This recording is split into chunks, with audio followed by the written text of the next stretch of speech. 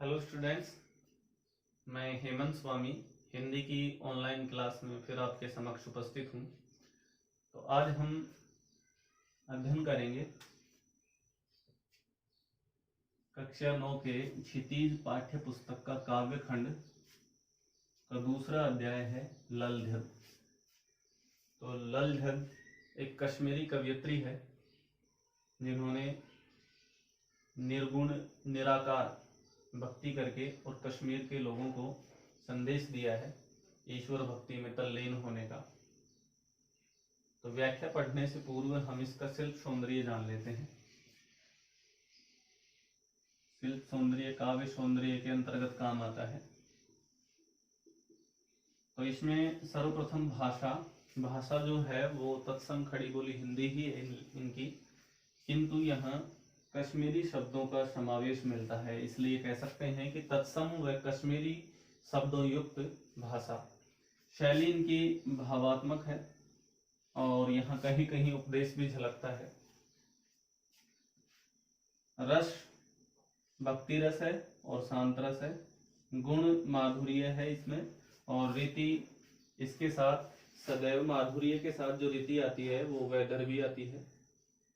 पांचाली जो है वो प्रसाद के साथ आती है। शब्द शक्ति यहाँ लक्षणा होगी। तो ये काव्य सौंदर्य था इसका शिल्प सौंदर्य। अब हम अध्ययन करते हैं प्रथम वाक का।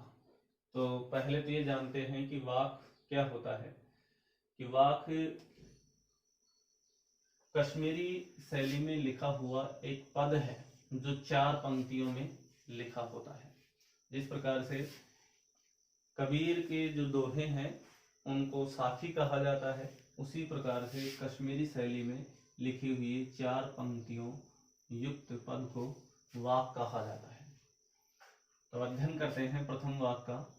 रस्सी कच्चे धागे की खींच रही मैं नाव, जाने कब सुन मेरी पुकार, करे देव भव सागर पार। पानी टपके कच्चे सकोरे, व्यर्थ हो रहे प्रयास मेरे, जी में उठती रह रहे हुक, घर जाने की चाह है घेरे। तो रस्सी कच्चे धागे की, यहाँ कवयित्री ललझद ने कच्चे धागे की रस्सी बताया है किसको? श्वास को। ध्यान रहे, श्वास नहीं होता, केवल श्वास ही होता है और इसका जो तद्भव रूप है वो सांस होता है। खींच रही में नाव, और नाव जो बताया है वो जीवन की नौका को बताया है, जीवन रूपी नौका है। तो कवयित्री कहना चाहती है कि मैं श्वास रूपी कच्चे धागे की रस्सी से अपने जीवन रूपी नौका को खींच रही हूं। कहने से तात्पर्य है कि जिस प्रकार से कच्चे धागे की जो रस्सी होती है वो अत्यंत कमजोर होती है, थोड़े से बल से ही टूट जाती है, उसी प्रकार से मनुष्य का जो शरीर है वो भी नश्वर है। उसमें जो श्वास है वो भी कच्चे धागे के समान ही कमजोर है, कभी भी वो जीवन का साथ छोड़ सकती है। तो इसलिए नौका को नाव या नौका को बताया है जीवन। तो कवयित्री ईश्वर प्राप्ति की चाह में ये कह रही है कि रस्सी कच्चे धागे की खींच रही मैं नाव, श्वास रूपी कच्चे धागे की रस्सी से मैं जीवन रूपी नौका को खींच रही हूँ, अर्थात इस जीवन को प्रभु के द्वार तक ले जाना चाहती हूँ और इसमें कब तक श्वास रूपी ये कच्चे धागे की रस्सी मेरा साथ देती है। लेकिन ईश्वर प्राप्ति के लिए जितने भी वो प्रयास कर रही है वो सारे के सारे प्रयास विफल हो रहे हैं। देखते हैं आगे कि जाने कब सुनी मेरी पुकार, और अत्यंत दीनता से वो ईश्वर को पुकार रही है और ईश्वर से मिलने के लिए व्याकुल है। तो व्याकुलता से कहती है कि हे ईश्वर, तुम मेरी पुकार कब सुनोगे। वो अत्यंत व्याकुलता प्रकट करती हुई कहती है कि जाने कब ईश्वर मेरी पुकार सुनेंगे। उनकी पुकार क्या है कि वो ईश्वर के द्वार तक जाना चाहती है, इस सांसारिकता से मुक्ति पाना चाहती है। करे देव भव सागर पार, तो भव का अर्थ होता है संसार और सागर आप जानते ही हो, सागर होता है समुद्र। तो यहाँ रूपक अलंकार है संसार रूपी सागर। पार करना, तर जाना। और देव अर्थात ईश्वर, कि वो मेरी इस अत्यंत व्याकुलता से कह रही है कि ईश्वर मेरी पुकार कब सुनेंगे और इस सांसारिकता से, संसार रूपी सागर से कब पार लगाएंगे, अर्थात मुझे मोक्ष या मुक्ति कब प्रदान करेंगे। पानी टप के कच्चे सकोरे, सकोरा होता है मिट्टी का बर्तन, जैसे घड़ा कह सकते हैं। जिस प्रकार से कच्चे सकोरे में, कच्चे मिट्टी के बर्तन में सने सने धीरे धीरे पानी टपकता रहता है और एक दिन में पानी नष्ट हो जाता है, उसी प्रकार से यह जो घड़ा कहा गया है उसको कहा है जीवन, कि जीवन रूपी मिट्टी का घड़ा। और पानी कहा गया है किसके लिए, आयु के लिए, आयु रूपी जल।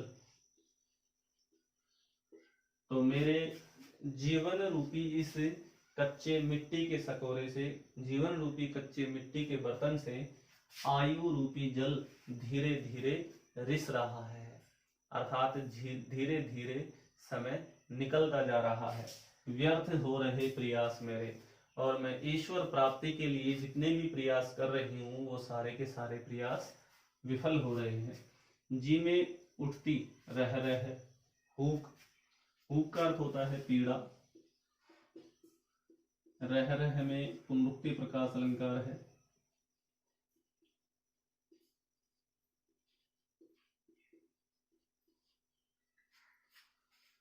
तो जी का अर्थ होता है मन। तो मेरे मन में बार बार रह रहकर, अर्थात बार बार यह पीड़ा उठती है, अर्थात मेरा मन बार बार यह सोचकर पीड़ित हो जाता है कि घर जाने की चाह है। क्या सोचकर पीड़ित हो जाता है कि इस सांसारिकता से, भव सागर से मुझे कब मुक्ति मिलेगी। घर जाने की चाह है मेरे, और घर किसके लिए कहा गया है, ईश्वर के घर के लिए, अर्थात भगवान का जो द्वार है उसकी चाह का अर्थ होता है इच्छा। और ईश्वर के द्वार पर पहुंचने की इच्छा मुझे घेरे हुई है, अर्थात बार बार मेरे मन में ईश्वर मिलन की, प्रभु मिलन की यह इच्छा उठती रहती है। तो ये प्रथम जो वाक है ये पूर्ण होता है। अब दूसरे वाक पर चर्चा करते हैं। देखिए, खा खा कर कुछ पाएगा नहीं, न खाकर बनेगा अहंकारी। सम खा तभी होगा संभावी, खुलेगी साकल बंद द्वार की।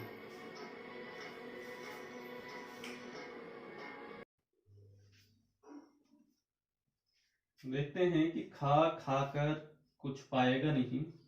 खा खाकर से तात्पर्य है कि सांसारिकता की भोग लिप्सा, कि जो सांसारिकता का भोग कर रहे हैं, तो सांसारिकता के इस भोग लिप्सा में डूबे रहने से, सांसारिकता का भोग करते रहने से ईश्वर को कभी प्राप्त नहीं कर पाएगा। न खाकर बनेगा अहंकारी। अगर सांसारिकता की इस भोग लिप्सा से पूर्णतः आजाद हो जाएगा, इसका त्याग कर देगा, सांसारिकता की पूर्णतः त्याग कर देगा, तो मन में अहंकार उत्पन्न हो जाएगा और वो भी ईश्वर प्राप्ति में बाधक है। तो न खाकर बनेगा अहंकारी। अगर तुम इन सांसारिकता की भोग लिप्सा से पूर्णतः विरक्त रहते हैं, त्याग करते हैं, तो तुम अहंकारी हो जाओगे। और अगर तुम इनमें पूर्णतः लीन रहते हैं, लिप्त रहते हैं, तो भी ईश्वर की तुम्हें प्राप्त नहीं होगी। तो कवियत्री ने ये कहा है कि सम खा तभी होगा संभावी, कि सांसारिकता की भोग लिप्सा में पूर्णतः लीन रहने से भी ईश्वर की प्राप्ति नहीं होगी, और सांसारिकता की इस भोग लिप्सा का त्याग करने पर भी ईश्वर की प्राप्ति नहीं होगी। तो क्या होगा, इनमें संतुलन बनाना होगा कि सम खा समान रूप से, तभी होगा संभावी, कि समान भाव से, समान रूप से अगर सांसारिकता का भोग करेगा, इन भोग लिप्साओं में रहेगा, कि न तो अधिक और न ही कम, तो तुम्हारे लिए ईश्वर की जो बंद द्वार की सांकल है, अर्थात तुम्हारे लिए जो ईश्वर की मोक्ष प्राप्ति के द्वार बंद हैं, वो सांकल खुल जाएगी। अर्थात वो मोक्ष प्राप्ति का जो बंद द्वार है वो पूर्णतः खुल जाएगा। इन दोनों में अगर संतुलन बना के कि सांसारिकता की इस भोग विलासिता में अधिक नहीं डूबे रहने से और इसका पूर्णतः त्याग नहीं करने से, कि न तो इसमें पूर्णतः लीन रहना है सांसारिकता की इस भोग विलासिता में, और न ही इसका पूर्णतः त्याग करना है, क्योंकि पूर्णतः त्याग करेंगे तो तुम्हारा मन अहंकारी हो जाएगा। तो क्या करना है कि इन दोनों में संतुलन बनाना है और समान भाव से इनको भोग करना है। इसी कारण से तुम्हारे जो ईश्वर प्राप्ति का जो बंद द्वार है वो खुल जाएगा और तुम्हें मोक्ष की प्राप्ति हो जाएगी। तो ये दूसरा वाक्य पूर्ण होता है।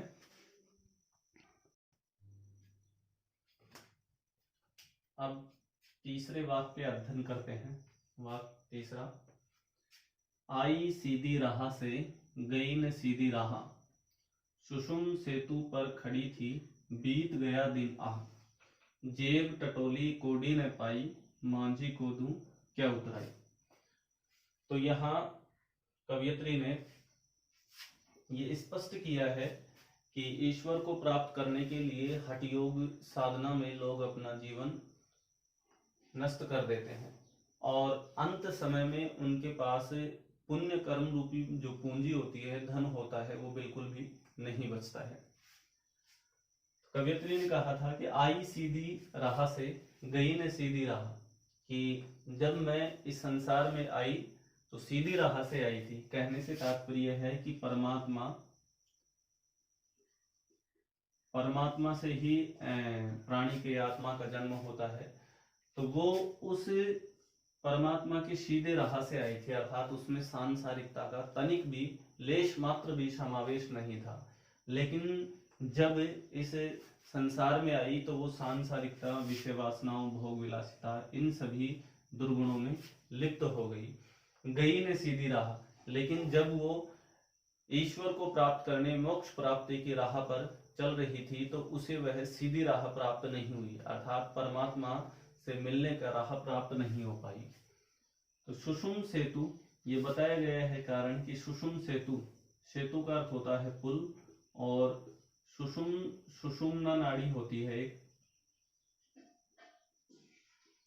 तो सुषुम्ना नाड़ी जो यहाँ केंद्र में होती है, सुषुम्ना नाड़ी, इसके इर्द गिर्द दो इड़ा और पिंगला नाड़ी होती है। तो ये हठ योग साधना के लिए बताया है कि सुषुम्ना नाड़ी, हठ योग साधना करने से सुषुम्ना नाड़ी जागृत हो जाती है। इससे पहले एड़ा और पिंगला नाड़ी जागृत होती हैं और वो जागृत होकर और सुषुम्ना नाड़ी को जागृत करते हैं, जिससे पीठ के पीछे से अष्टचक्र जागृत हो जाते हैं। एक एक चक्र जैसे जैसे जागृत होता है वैसे वैसे मनुष्य में शक्ति का संचार होता है। तो इसको सुषुम्ना नाड़ी को जागृत करने का जो योग है उसको कहते हैं हठ योग साधना। तो सुषुम्ना नाड़ी को जागृत करने के फेर में हठ योग साधना के समय में बीत गया दिन आह, तो यहाँ जो दिन है उसको कहा है जीवन।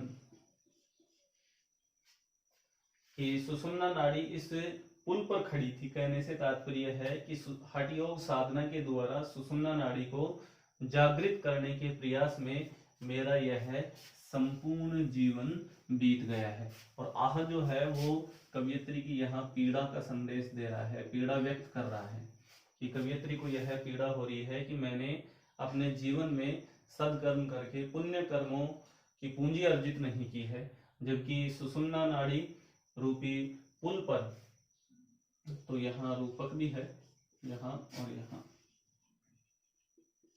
तो सुषुम्ना नाड़ी रूपी पुल पर खड़ी होकर ये संपूर्ण दिन को, अर्थात जीवन रूपी दिन को बिता दिया है। कहने से तात्पर्य है कि हठ योग साधना को अपनाकर सुषुम्ना नाड़ी को जागृत करने के फेर में संपूर्ण जीवन रूपी दिन बिता दिया है। तो कवयित्री को इसमें पीड़ित हो रही है कि मैंने सदकर्मों से पुण्य कर्म हासिल नहीं किए हैं, ये मेरा संपूर्ण जीवन नष्ट हो गया है। आगे देखते हैं कि जेब टटोली कोड़ी न पाई, कि जब मैंने अपना आत्मनिरीक्षण किया, जेब टटोली कोड़ी न पाई, कोड़ी जो है वो एक मुद्रा की कह सकते हैं कि न्यूनतम इकाई है, कि जब मैंने अपनी जेब टटोली तो एक कोड़ी भी मुझे प्राप्त नहीं हुई। कहने से तात्पर्य है कि जब मैंने अपना आत्मनिरीक्षण किया तो आत्मनिरीक्षण करने पर मुझे कोड़ी के रूप में, मुद्रा के रूप में, या कह सकते हैं कि पूंजी के रूप में मुझे पुण्य कर्म बिल्कुल भी प्राप्त नहीं थे। अर्थात मेरे पास पूंजी के रूप में बिल्कुल भी पुण्य कर्म नहीं थे। मांझी को दूं, और मांझी कहा गया है ईश्वर को, क्योंकि इस संसार रूपी सागर से पार कराने के लिए, ईश्वर रूपी जीवन रूपी नौका को पार कराने के लिए ईश्वर रूपी मांझी ही क्या करता है, इस सांसारिकता से पार कराता है।